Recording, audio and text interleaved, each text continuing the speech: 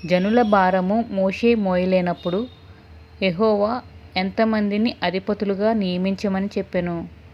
70 మందిని. పాళెములో ఉండి ప్రవచించినది ఎవరు? ఎల్దాదు మేదాదు.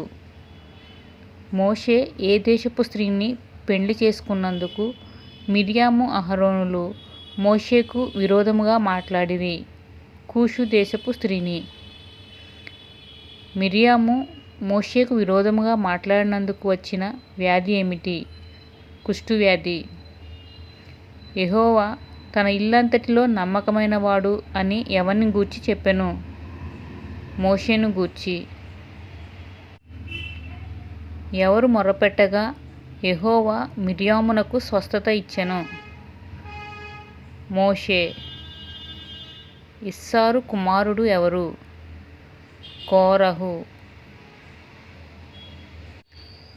మోషే అహరోనులకు విరోధముగా పోగుపడి మీతో నాకింక పని లేదు అని చెప్పింది ఎవరు? కోరహు, ఎలీయాబు, దాతాను, అబీరాము 250 మంది సమాజ ప్రధానులు. కోరహు సంబంధులు మోషేకు వ్యతిరేకముగా మాట్లాడినందున ఏ విధముగా మరణించిరి? భూమి వారిని మింగివేసెను. 250 మంది ఎలాగు మరణించిరి? అగ్ని వారిని కాల్చివేసెను. యెహోవా ప్రజలను చంపితిరని మోషే అహరోనుల మీద ఇశ్రాయేలీయులు సణుగుకొనగా వారు ఏ విధముగా మరణించిరి? తెగులుతో. తెగులుతో ఎంతమంది ఇశ్రాయేలీయులు హతమైరి? 14,700 మంది. చచ్చిన వారికిని బ్రతికియున్న వారికిని మధ్యన ఎవరు నిలువబడగా తెగులు ఆగెను? అహరోను. ఎవరి కర్ర చిగురించెను? అహరోను కర్ర. అహరోను కర్ర చిగుర్చి పువ్వులు పూచి ఏ పండ్లు గలదాయెను?